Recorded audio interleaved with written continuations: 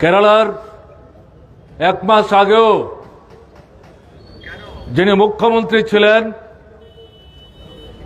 কেরালার গত 70 বছরের রেকর্ড ম্লান করে দিয়ে এক নাগাড়ে 10 বছর মার্ক্সবাদী কমিউনিস্ট পার্টির নেতৃত্বে বাম গণতান্ত্রিক ফ্রন্ট সরকারের মুখ্যমন্ত্রীর দায়িত্ব তিনি প্রতিপালন করেছেন।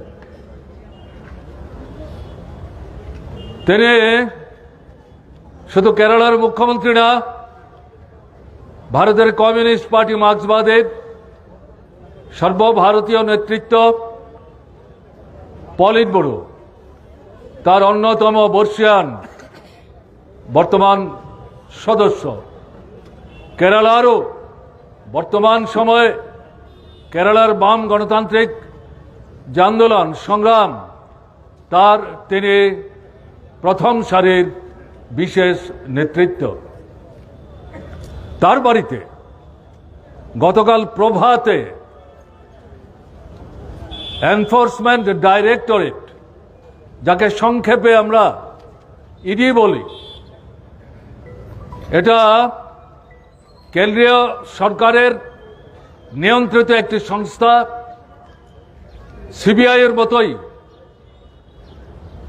এই সংস্থাটি সূর্যোদয়ের প্রায় সাথে সাথে পিনারাই বিজয়ন মুখ্যমন্ত্রীর দায়িত্ব থেকে অব্যাহতি নেওয়ার পর সরকারি আবাস ত্যাগ করে তিরুবনন্তপুরমে বাড়ি ভাড়া করে সেই বাড়িতে বসবাস করার চেষ্টা করছেন তার পরিজনদেরকে সঙ্গে নিয়ে। সেই বাড়িতে ইডি আকস্মিকভাবে হাজির হয়। আগের দিনও এই বাড়িতে ইডি তদন্ত করবার জন্য আসবেন।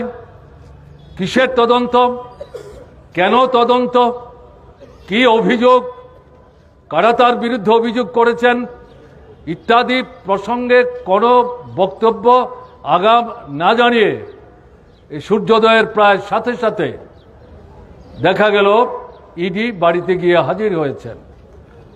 তাতে 7 থেকে 8 জন অফিসার ছিলেন, একজন মহিলা অফিসারও ছিলেন, তারা ইডির অফিসার, এবং তাদেরকে পাহারা দেওয়ার ব্যবস্থা করছিলেন কেন্দ্রীয় সরকারের আধা সামরিক বাহিনী, CRPF, central reserve police force. এবং সেই বাড়িতে গিয়ে একটার পর একটা ঘর এবং সামগ্রিক ইত্যাদি যেই আপনার বিষয়গুলো রাখবার ব্যবস্থা আছে, আলমারি হোক বা অন্যান্য স্থান, সুটকেস ইত্যাদি সমস্ত খুলে খুলে তারা দেখবার চেষ্টা করেছেন।